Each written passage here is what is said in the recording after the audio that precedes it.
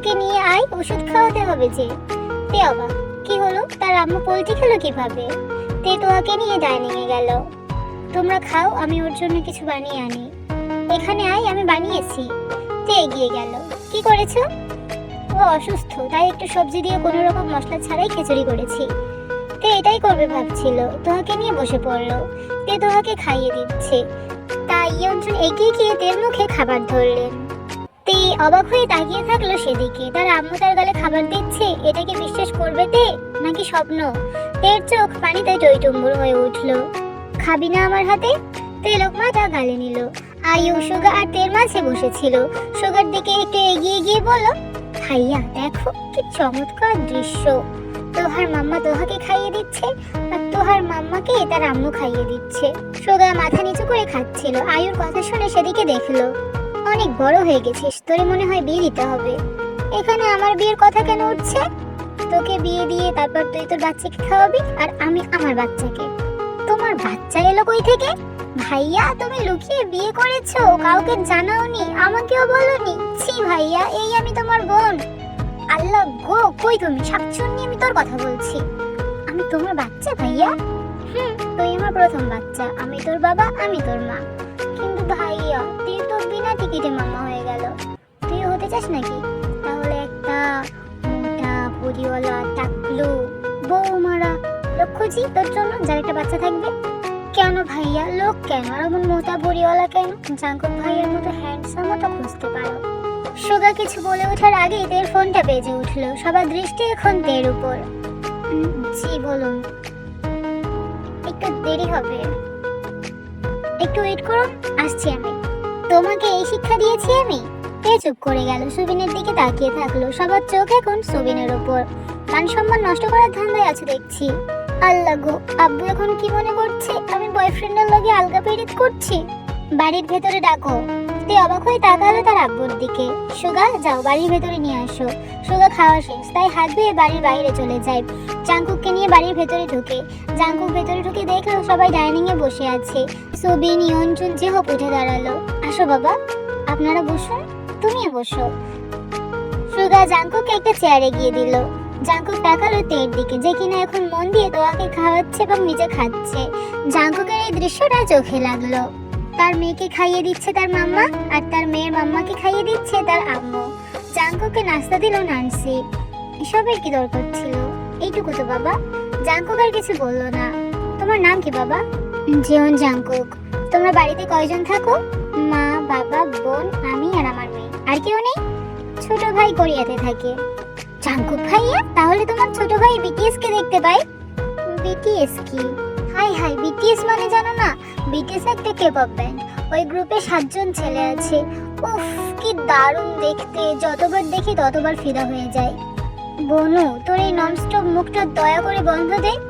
আয়ও চুপ করে যায়। তে তোহাকে নিয়ে উঠে যায়, যেন জাঙ্কুককে সে দেখতেই পায়নি। কে এই লোক? চিনে না সেই ব্যক্তিকে। সবাই ড্রয়িং রুমে বসলো। সুবিন জাঙ্কুককে এটা ওটা জিজ্ঞেস করছে, আর জাঙ্কুক উত্তর দিচ্ছে। হঠাৎ তের রুম থেকে চিৎকারের আওয়াজ এলো। সবাই ছুটে গেল তের রুমে। চোখ আটকালো তোহাই। তে ফ্লোরে 2 হাত মুড়ে বসে আছে, তোহার দিকে হাত বাড়িয়ে ডাকছে। আর তোহা গুটি গুটি পায়ে মাম্মা মাম্মা বলতে বলতে এগিয়ে যাচ্ছে তের দিকে। তোহা হেঁটে এসে তের বুকে ঢলে পড়লো। তে বুকে চেপে ধরলো তোহাকে। তোহা হেঁটেছে, এটাতে তে খুব খুশি। খুশির চোটে চিৎকার দিয়ে ফেলেছে। সবাই দেখলো সেই দৃশ্য। তোহা সবকিছুর মাঝে দেখতে পেল তার পাপাকে। তেকে ছেড়ে গুটি গুটি পায়ে এগিয়ে আসতে চাইলো তার পাপার কাছে। জাঙ্কুক হাঁটু মুড়ে বসে পড়লো, হাত বাড়িয়ে ডাকলো তোহাকে। তোহা উৎসাহ পেয়ে পাপা পাপা বলে এগিয়ে গেল জাঙ্কুকের দিকে। জাঙ্কুক কোলে তুলে নিল তোহাকে। সবাই অবাক, মাঝে তে জাঙ্কুক পারছে না খুশিতে লুঙ্গি ডান্স দিতে। তোমরা রেডি হয়ে নাও, আমি তোহাকে নিয়ে নিচে আছি। সবাই চলে যায়। তে আয়ু কিছুক্ষণের ভেতর রেডি হয়ে নিচে আসে।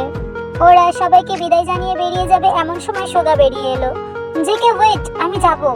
3 জন দাঁড়িয়ে যায়। তের ব্যাগ জাঙ্কুকের হাতে, তোহা তের কোলে। সুগা ছুটে যায় নানসির কাছে। নিশানকে কোলে নিয়ে চুমুকে বলল, যাই বাবা, তুমি আমাকে দোয়া করে দাও। নিশান কুটুর কুটুর চোখে তাকিয়ে থাকলো সেদিকে। সুগা নিশানকে আদর করে দিয়ে নানসির কোলে দিয়ে বলল, আসছি ভাবি। আম্মু, ফিরতে লেট হবে। সবাইকে বিদায় জানিয়ে 4 জন বেরিয়ে গেল। আয়ু, তুই আমার সাথে চল। কেন ভাইয়া? আমি বলেছি তাই। ভাইয়া, এটা কিন্তু ঠিক না, তুমি সবসময় আমার সঙ্গে এমন ব্যবহার করো। না বোন, আমি একা যাব, তাই তো আয়ুকে রাখলাম। আমাকেও তো ডাকতে পারতে, আজ একটা এমন ভাইয়া নেই বলে। তখন বারান্দা থেকে জিহব চিৎকার করে বলল, কেন, আমি কি মরে গেছি? তে সবাই উপরে তাকালো। সুগা ভাইয়া আয়ুকে বাইকে করে কলেজে নিয়ে যায়, ঘুরতে নিয়ে যায়, তুমি কি কখনো নিয়ে গেছো? জিহবের অনেক খারাপ লাগলো। আচ্ছা, কাল সব ছুটি, সব, শুধু বোনদেরকে নিয়ে ঘোরাঘুরি হবে কাল, আর কিছু না। সুগা, তুই আয়ুকে নিবি, আমি তেকে নেব। জাঙ্কুক, তুমি তোমার বোনকে নিয়ে বের হবে, কেমন? জিহবের কথা শুনে নান্সি বলল, আজ এমন একটা ভাই নেই বলে। কেন আপা, আমি কি মরে গেছি? যেদিক থেকে আওয়াজ এলো আবার সবাই সেদিক তাকালো। গেটের কাছে নান্সির ছোট ভাই সোকাই দাঁড়িয়ে আছে। সে মূলত তার বোন আর ভাগনাকে অনেক মিস করছিল, তাই সকাল সকাল বাইক নিয়ে চলে এসেছে। গেট পেরিয়ে ঢুকতে যাবে, তের কথা শুনে দাঁড়িয়ে যায়। সবার কথা সে শুনেছে, তার আপাকেও সে নিয়ে ঘুরতে যাবে। সবাই অবাক, কি হচ্ছে এখানে, মানে কি একটা অবস্থা। ভাই তুই? সোকাই গেট পেরিয়ে ঢুকতে ঢুকতে বলল, তোমাদেরকে অনেক মিস করছিলাম, তাই তো চলে এলাম। ও আমার ভাইটা, আমি তোমাকে অনেক মিস করেছি আমার ভাইটা। এই বলে জেহপের কোলে নিশানকে দিয়ে নান্সি নিচে নেমে গেল। তাহলে কথা রইল, সবাই সবার বোনকে নিয়ে ঘুরতে যাবে কাল, কোনো বাহানা দেওয়া যাবে না। সম্মতি দিয়ে সবাই বিদায় নিল। জাঙ্কুক ড্রাইভ করছে, পাশে তে তোহাকে কোলে নিয়ে এটা ওটা বলছে। সুগার বাইকে আয়ু ওদের সাথেই যাচ্ছে। কলেজের সামনে এসে গাড়ি থামে, দারোয়ান গেট খুলে দেয়। একটা ব্ল্যাক মার্সিডিজ আর একটা ব্ল্যাক বাইক ঢুকে। সব ছাত্রছাত্রীরা সেদিকে তাকিয়ে, এই প্রথম কেউ এত দামি গাড়ি নিয়ে কলেজে এসেছে। কে সে, তার মুখ দেখার জন্য সবাই হাঁ করে তাকিয়ে আছে। সুগা আয়ুকে দেখে সবাই ভাবলো হয়তো সুগা আয়ুর বয়ফ্রেন্ড। গাড়ি থেকে নেমে দাঁড়ালো জাঙ্কুক। সবাই অবাক, প্রফেসর জিওন, ওনাকে কেউ এত দামি গাড়ি নিয়ে কখনো আসতে দেখেনি। জাঙ্কুক গাড়ি থেকে নেমে তের পাশে দরজাটা খুলে দিল। তে বেরিয়ে এলো, কোলে তোহা, আবার তের ব্যাগ জাঙ্কুকের হাতে। তে তোহাকে জাঙ্কুকের কোলে দিল, তারপর ব্যাগটা নিয়ে আয়ুর কাছে গেল। চারজন হাঁটাতে হলো কলেজের ভেতর। বাকি সব স্টুডেন্টরা ওদের দিকে তাকিয়ে থাকলো। সব স্টুডেন্টদের মাথায় যেন বাজ পড়লো। ওদের মাথায় একটাই চিন্তা, প্রফেসর জিওনকে তের সাথে রিলেশনশিপে আছে। হাই হাই, এবার তাদের কি হবে? এই বাচ্চা নাকি ওরা বিবাহিত? ওটা ওদেরই বাচ্চা। জাঙ্কুক কলেজে সবার ক্রাশ, সব মেয়ে জাঙ্কুকের জন্য পাগল। একটু অ্যাটেনশন পাওয়ার জন্য কি না কি করে। তাদের মন কিছুতেই সাই দিল না যে ওরা বিবাহিত। হয়তো কোনো কারণে জাঙ্কুক স্যার তেকে গাড়িতে করে এনেছে। জাঙ্কুকের মতো এত হ্যান্ডসাম স্মার্ট সুন্দর ছেলেকে তের সাথে মানায় নাকি? তে আয়ুকে কিছুটা এগিয়ে দিয়ে জাঙ্কুক সুগা বলল, তোমরা ক্লাসে গিয়ে বসো। কেন স্যার, আপনি কোথায় যাচ্ছেন? আয়ু, আমাকে থানায় যেতে হবে, আর জাঙ্কুক তোমাকে বাড়িতে রাখতে যাবে।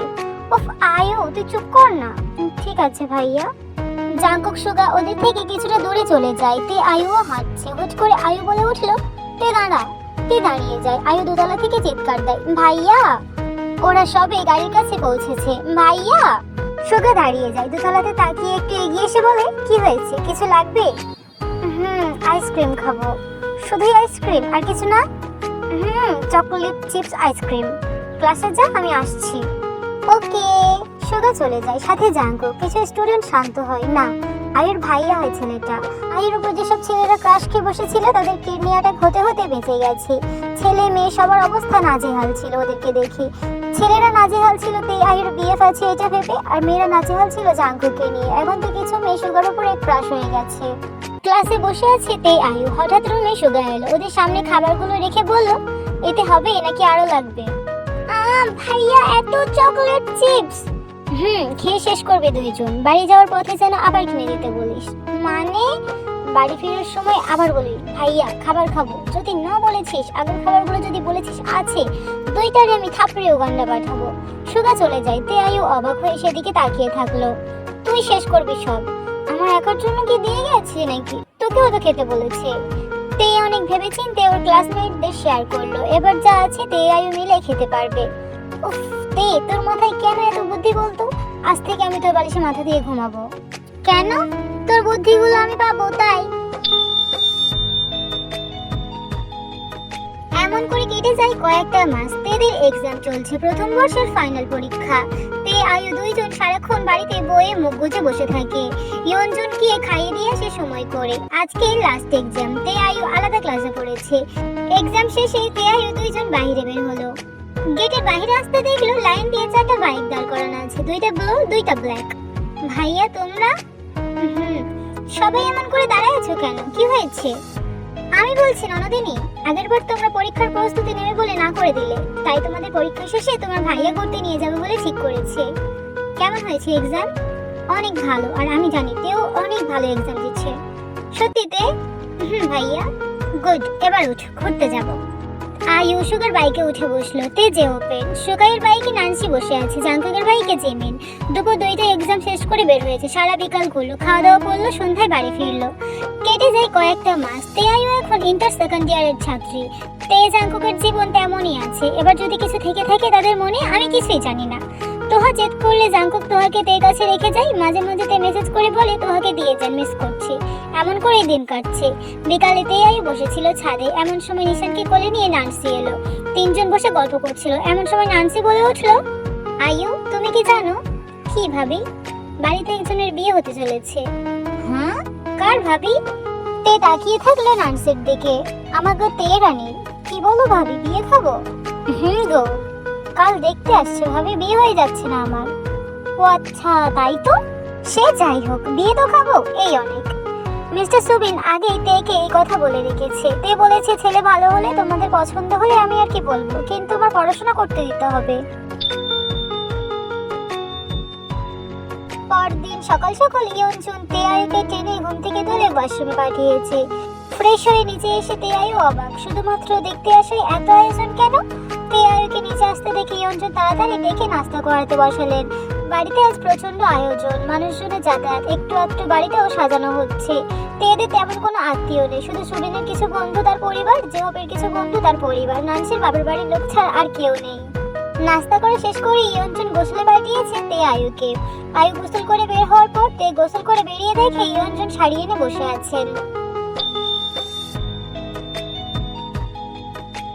সকাল 9টা, তে বিরক্ত নিয়ে রুমে বসে আছে। আয়ু, আমার ভালো লাগছে না, আমি খুলে দিচ্ছি। আর একটু ওয়েট কর না বইন। এত সকাল সকাল কারা দেখতে আসে ভাই? আসবে যখন একটু তাড়াতাড়ি আসতে বল, আমার অস্বস্তি হচ্ছে। তাড়াতাড়ি আসতে বলবো মানে? কল দিয়ে বল যেন তাড়াতাড়ি আসে। কতক্ষণ এমন সংসারে বসে থাকবো? লাইক সিরিয়াসলি তে, তোর মনে হচ্ছে তোকে সং লাগছে? তোকে স্কাই ব্লু শাড়িতে যে কতটা সুন্দর লাগছে, আমি কিভাবে বোঝাই তোকে? কিছুক্ষণ পরে ছেলের বাড়ির লোক আসলো। তেকে আয়ু নিচে নিয়ে গেল।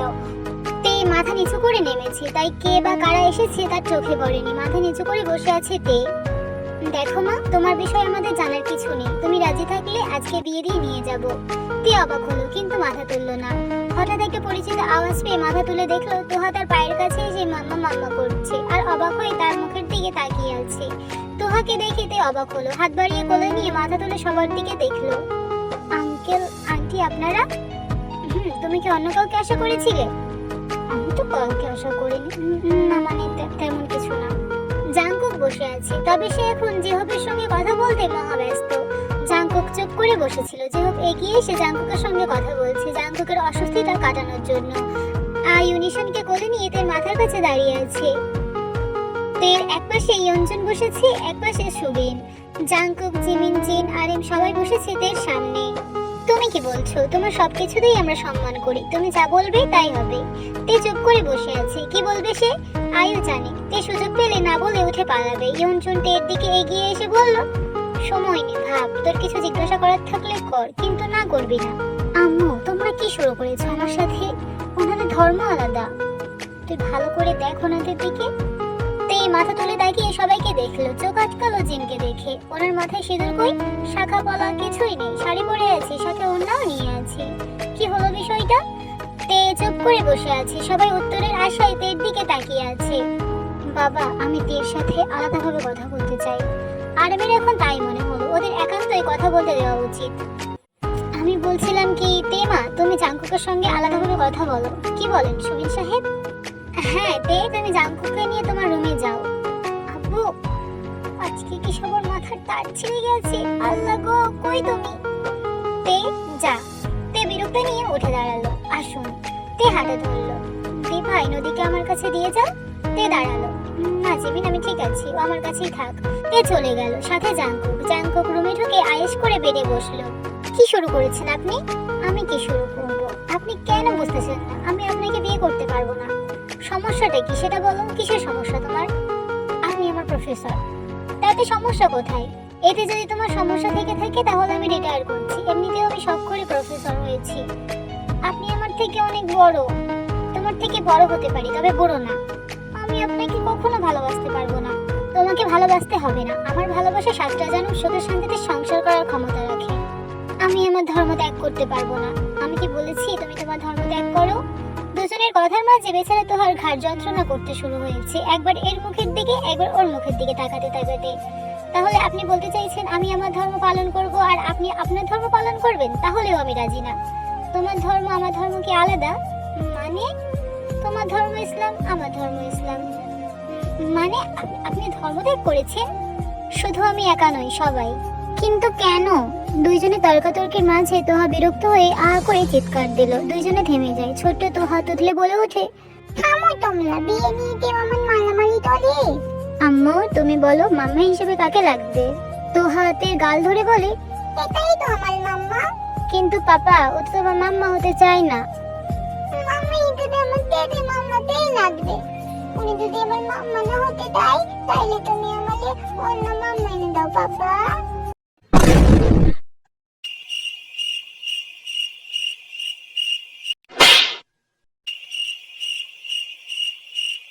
তুমি তাহলে তাকেও মাম্মা বলবে সোনা? আমার মাম্মা লাগবে। আমি তো আছি। পাপা বলেছে তুমি যদি পাপাকে বিয়ে করে নাও তাহলে তুমি আমার সত্যিকারের মাম্মা হয়ে যাবে। এতদিন তো বিয়ে না করে তোমার মাম্মা ছিলাম, এখন কেন বিয়ে করতে হবে? না মামাকে, তুমি রাজি না হলে আমি পাপাকে অন্য কোথাও বিয়ে দিয়ে আমার মাম্মা আনবো। ছাড়ো আমায়। তোহা নেমে গুটি গুটি পায়ের রুম থেকে বেরিয়ে গেল। তেজাঙ্কক অবাক হয়ে সেদিকে তাকিয়ে থাকলো। তারপর দুজন দৌড় লাগালো তোহার পেছনে। দেখলো মই বেয়ে যেমন নিচে নামে তোহা তেমন করে সিঁড়ি বেয়ে নিচে নামছে। তেজাঙ্কক দুজনের মুখ চাওয়াচাই করলো। করিডোরে দাঁড়িয়ে দেখলো তোহার কাণ্ড।